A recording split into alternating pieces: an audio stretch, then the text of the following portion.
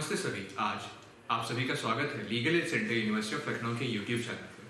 आज के दिन हम आपको वरिष्ठ नागरिकों के अधिकारों के बारे में बताएंगे। स्पेसिफिकली हम उनके मेंटेनेंस के अधिकारों के बारे में बताएंगे। वरिष्ठ नागरिकों के मेंटेनेंस का एक बहुत बड़ा इशू आता था, जिसमें बच्चे अपने माँ बाप को छोड़ देते थे या फिर उन्हें वृद्ध आश्रम छोड़ देते थे, यानी ओल्ड एज होम में छोड़ देते थे, या उन्हें पूरी तरह से अबैंडन ही कर देते थे, घर से निकाल देते थे, उन्हें सड़कों पर छोड़ देते थे, कुछ भी करते थे ताकि उनका पीछा छूट जाए एक बोझ से। वो अपने ही माँ बाप को एक बोझ समझ लगे थे।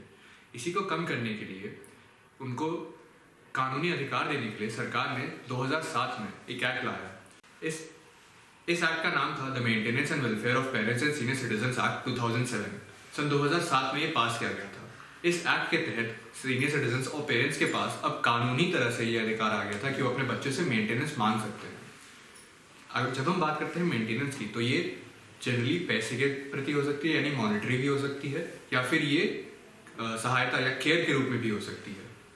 अब हम बात करते हैं इनके सेक्शंस पे, इस एक्ट के सेक्शंस पे, जिसका इस्तेमाल करते हुए मेंटेनेंस के बारे में वो नागरिक जो वरिष्ठ नागरिक हैं, वो अपना अधिकार इस पर जमा सकते हैं। सबसे पहले हम बात करते हैं सेक्शन 5 की।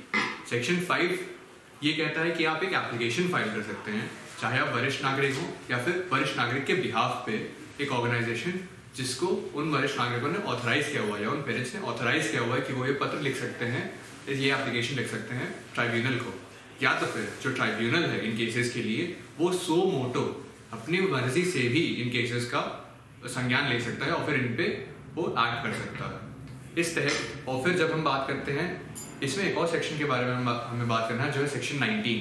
इसके तहत ओल्ड एज होम्स का एस्टैब्लिशमेंट किया जाएगा सरकार द्वारा। अब इसका ये रहता है कि कई बार ऐसा होता है कि सीनियर सिटीजन्स जो वरिष्ठ नागरिक है, उनके पास कोई होता नहीं है उनका ख्याल रखने के लिए। उनके हो सकता है बच्चे की मृत्यु हो गई हो, या फिर बच्चे पूरी तरह से भाग गए हो उन्हें छोड़ के अकेला, जो भी उनका रीज़न रहा हो ऐसी हालत में आने का, उन सभी को एक ओल्ड एज होम में भेजा जा सकता है।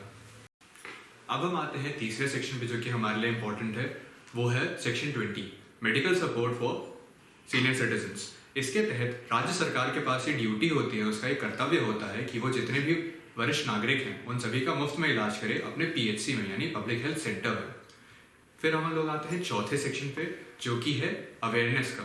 दिस सेक्शन इज सेक्शन 21, जिसमें हम लोग पब्लिक अवेयरनेस करते हैं इस एक्ट के बारे में और सीनियर सिटीजन्स की कंडीशंस के बारे में। और इसी सेक्शन के तहत हम लोग आप तक ये वीडियो पहुंचा रहे हैं। इसी के साथ मैं आप सभी से विदा लेता हूँ।